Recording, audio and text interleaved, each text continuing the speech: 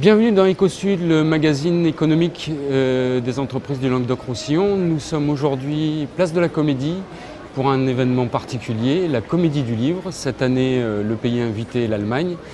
Avec moi pour parler de l'économie du livre et des éditeurs, Jean-Marie Sevestre. Bonsoir Jean-Marie. Bonsoir. Vous êtes fondateur et directeur de la librairie Sorams. Oui, mais dernier survivant de la création de la Comédie. Les derniers survivants de la Comédie. Oui, ça me fait, chaque fois que je le dis, ça me fait un peu mal. Parce que ça fait. On dit que c'est la 26e année, en réalité il y en a 27 comédies. Il y en a eu une avant qui était C'était un galop d'essai. C'était un galop d'essai et il y a donc 26 effectivement comédies du livre. Donc voilà. Elle a pris une importance majeure pour les libraires et les éditeurs de la région. Dans le paysage français, la comédie c'est quelque chose de tout à fait exceptionnel parce que je crois qu'il y a une convivialité qui n'existe pas ailleurs. Ça a toujours été défendu par les libraires, c'est important qu'on le défende parce qu'ailleurs c'est souvent confiné, c'est pas l'air libre. Ici on est sur la place de la Comédie, donc on est sur l'esplanade, on est... Sous le soleil. Voilà, et nulle part ailleurs ça n'existe, donc ça ne peut pas exister. Le Salon du livre de Paris, et Dieu sait si je le fréquente, les rapports avec les écrivains ne sont absolument pas les mêmes. Ici, les écrivains sont vraiment très concernés par le public, ils discutent avec les gens, il y a une convivialité qui n'existe pas ailleurs. Donc en ce sens, la Comédie du livre est vraiment une manifestation tout à fait originale, même si... c'est compliqué, même si ça évolue, même si aujourd'hui on n'est pas forcément dans la même problématique qu'il y a 25 ans, hein, c'est normal. Entre-temps, Internet est arrivé, on va dire, et ça a beaucoup modifié le paysage du livre. Alors, modifié beaucoup, aujourd'hui Internet c'est 11% du marché du livre en France, donc, et c'est important évidemment. Mais 11% répartis. Il n'y a pas qu'Amazon, il n'y a pas que la FNAC, il y a aussi des libraires indépendants dont nous faisons partie. Ça change le rapport au livre, le rapport à ce que nos lecteurs vivent. Aujourd'hui, c'est facile de taper, d'avoir le livre que l'on veut, enfin, que l'on souhaite, parce qu'on a vu une émission, etc., et de le commander, de le recevoir chez soi. Ça, ok, d'accord. Un gain de temps, soi-disant, c'est pas sûr. Je me suis souvent opposé au fait de dire si en pleine nuit on commande un livre, le lendemain matin on va chez son libraire, on le trouve. Je ne vois pas où est le gain de temps, mais bon.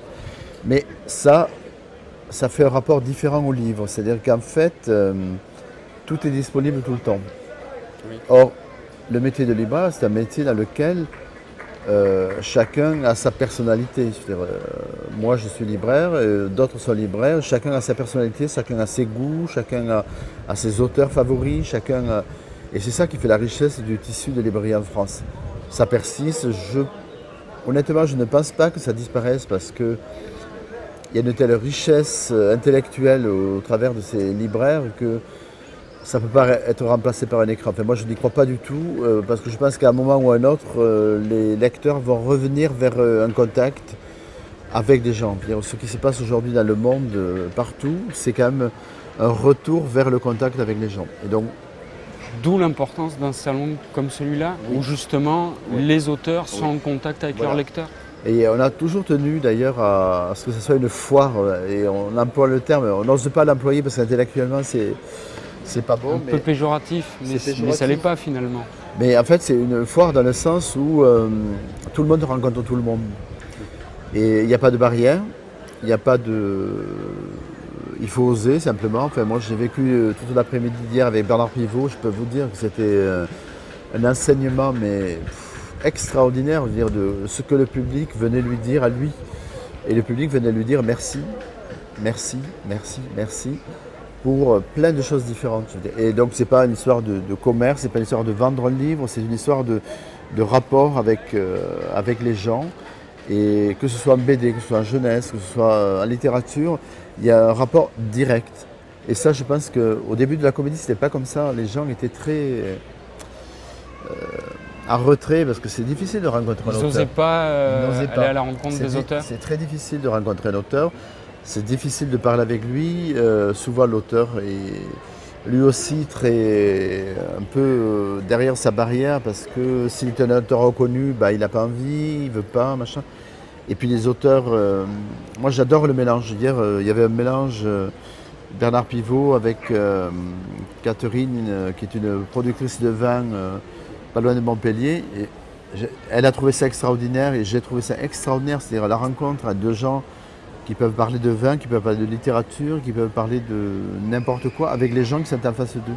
Et ça, je trouve ça vraiment, c'est la qualité de la comédie. C'est les mélanges et c'est pas le hasard, parce que je ne crois pas au hasard, mais c'est les rencontres qui se font avec des gens complètement différents.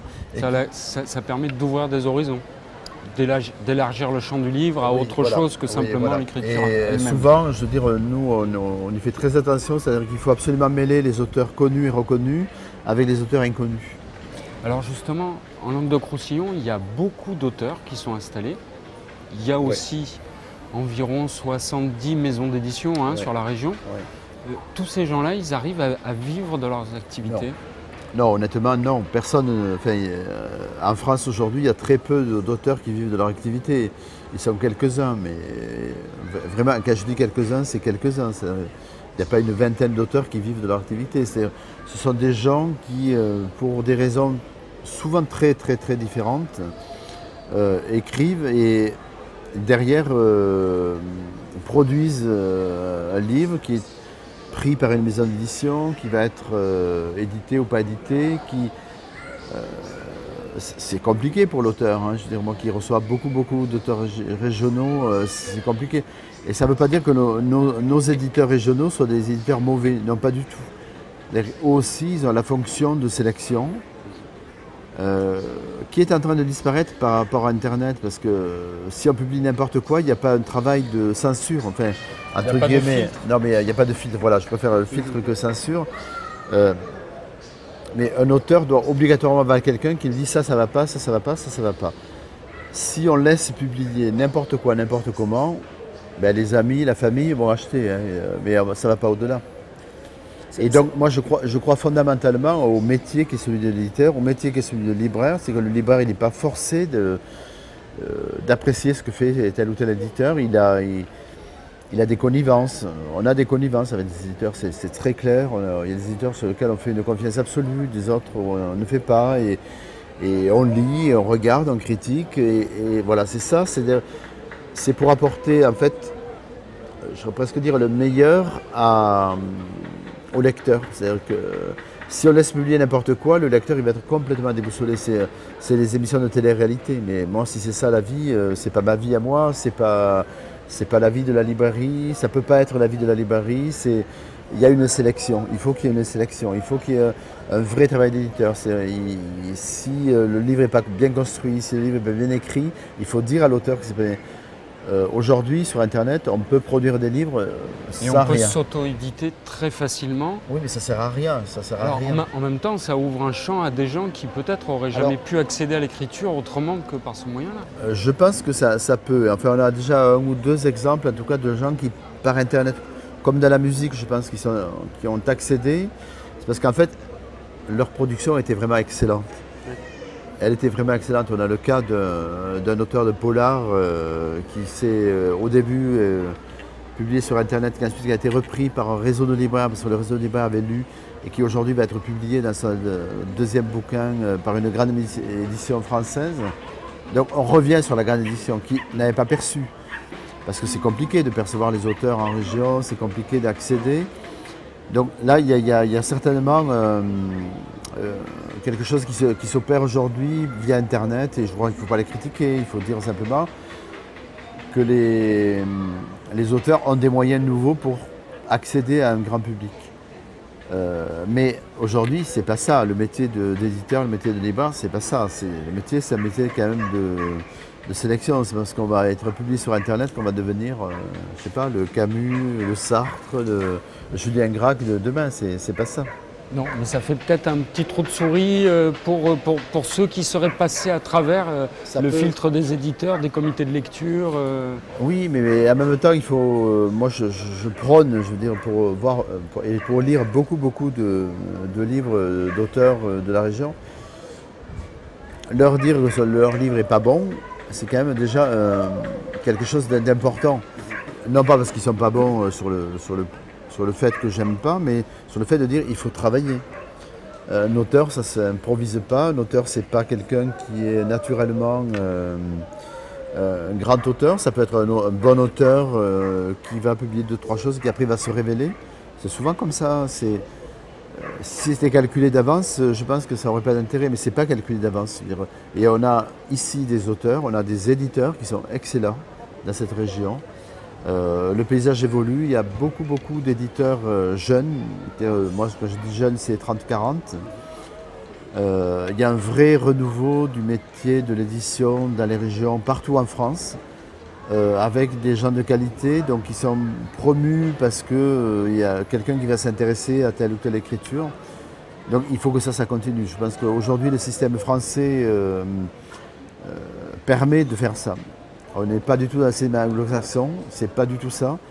Là, en anglo-saxon, ils sont tous morts, mais tout de suite. C'est-à-dire où on produit pour l'immensité du public, où on ne produit rien. Nous, on continue à quand même être des gens en France, à promouvoir la petite édition, des libraires qui promeuvent des auteurs complètement inconnus, mais parce qu'ils vont avoir aimé, parce qu'il y a une sensibilité, je dirais, même chez des libraires comme nous, qui sommes quand même des libraires. On ne maîtrise pas ce que font nos libraires à l'intérieur de la librairie. Enfin, on ne maîtrise pas complètement. Mais si un libraire a un coup de cœur pour tel ou tel livre, on lui laisse savoir son coup de cœur. Et il pourra avoir face à lui des grands éditeurs, même si c'est Gallimard, même si c'est Flammarion, même si c'est Le Seuil. Mais il aura ce coup de cœur pour ce livre-là. Et ce livre-là va peut-être permettre à des grands éditeurs derrière de récupérer un auteur qui est un auteur en herbe, en quelque sorte. Et ça, c'est vraiment notre métier. D'un côté, vous dites ça, mais en même temps, pendant combien de temps encore vous pensez que vous allez vendre des livres et pas des exemplaires numériques destinés à des tablettes numériques? On a bien vu la première qui est sortie, s'est vendue à des millions d'exemplaires. En France, il y en a de plus en plus. Est-ce que bientôt, vous n'allez pas vendre que le contenu, que l'écriture elle-même et plus en support? J'ai bien aimé quelque chose que Bernard Pivot a dit hier dans sa conférence, c'est qu'en fait on est dans un moment où la main ne compte pas, il n'y a que l'index qui compte. Ouais. Parce que sur les tablettes, il n'y a que l'index. La main ne compte pas. Et moi je pense quand même que la prise en main c'est quelque chose d'important. Le livre papier est aujourd'hui quelque chose qui est quand même bien meilleur que n'importe quelle tablette. On peut aller à la page 150 tout de suite parce qu'on sait que c'est là qu'il y a la phrase qui nous a touchés, importés, etc. Là, il faut tourner des pages, il n'y a aucune sensibilité. Je crois que le livre papier va demeurer. Alors en tout cas pour une partie, je ne parle pas du livre professionnel, je ne parle pas du livre même universitaire, je ne parle pas mais du vrai livre plaisir, sciences humaines, en littérature, en bande dessinée. Je pense que là-dessus, moi je ne me fais pas de soucis là-dessus. Notre économie aujourd'hui elle est fragilisée parce qu'on avait un environnement qui était total pour le livre. Aujourd'hui, il y a une partie qui part sur Internet. Il faut voir qu'est-ce que c'est qui va vraiment partir. Le numérique, nous on s'y prépare. Aujourd'hui on est capable de vendre des livres numériques sur Internet, on le fait. On est en train de créer un site qui sera opérationnel pendant l'été. On pourra vendre. Mais les éditeurs papier aujourd'hui, les éditeurs français freinent les 4 fers parce qu'ils voient bien que on n'est pas sûr qu'aujourd'hui les lecteurs apprécient ça. Je pense que vous êtes comme moi, c'est-à-dire que on a quand même envie d'avoir une vraie bibliothèque chez soi et que nos amis voient ce que l'on aime, qu'est-ce qu'est notre bibliothèque, et qu'est-ce que voilà. Le numérique, je suis désolé, mais il n'y a rien de tout ça. Donc, si c'est ce monde-là qui gagne, c'est triste, je pense que. Et je pense qu'en même temps, tout ce qui est en train de se passer sur plein de phénomènes de société démontre que ce n'est pas vers là qu'on va aller. Et qu'il y a encore des résistances, y compris, et peut-être surtout chez les jeunes aujourd'hui, parce qu'ils n'ont pas vécu toute une période qu'on a vécue. Et pour autant, excusez-moi, mais on voit bien que, par exemple, la région aujourd'hui se prépare à fournir à ses élèves des ordinateurs contenant tous les manuels scolaires numérisés. Ouais. Alors, on peut se dire qu'il y a peut-être une partie du livre, on va dire technique, qui, elle, est peut-être condamnée à finir dans un ordinateur. Oui, mais là, moi, je suis archi contre, hein, donc je le dis, et puis je peux le dire publiquement, il n'y a pas de... Pas de souci. Je veux dire, je ne comprends pas cette espèce de modernité qui fait qu'il faut absolument passer par le numérique. Aujourd'hui, on achète des ordinateurs, mais il n'y a pas de contenu. Ben, moi, je suis désolé, mais les ordinateurs, s'il n'y a pas de contenu, les éditeurs français aujourd'hui ne donnent pas leur contenu. Aujourd'hui, le ministère de l'Éducation nationale, désolé, mais ne donne pas ses contenus. On travaille sur des programmes, on travaille sur qui méritent une attention, qui méritent un vrai travail. Oui, la modernité pour la modernité, je veux bien, mais je pense que honnêtement, c'est une dépense inutile. Pour autant, donc, vous pensez que le livre a encore de beaux jours devant lui? On n'est pas à la fin de... Non, ben, je pense qu'en tout cas, dans les 20 prochaines années, ce sera toujours quelque chose de central.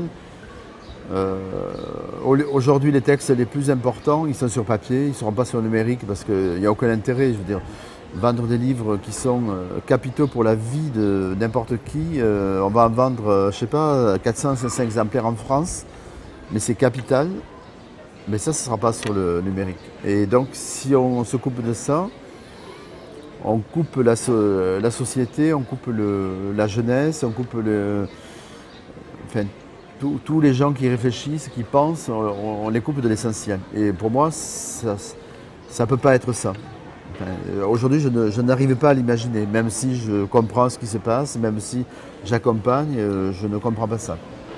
Merci Jean-Marie Sauvestre. Merci. Voilà, Ecosud c'est terminé, un Ecosud spécial comédie du livre. On se retrouve la semaine prochaine.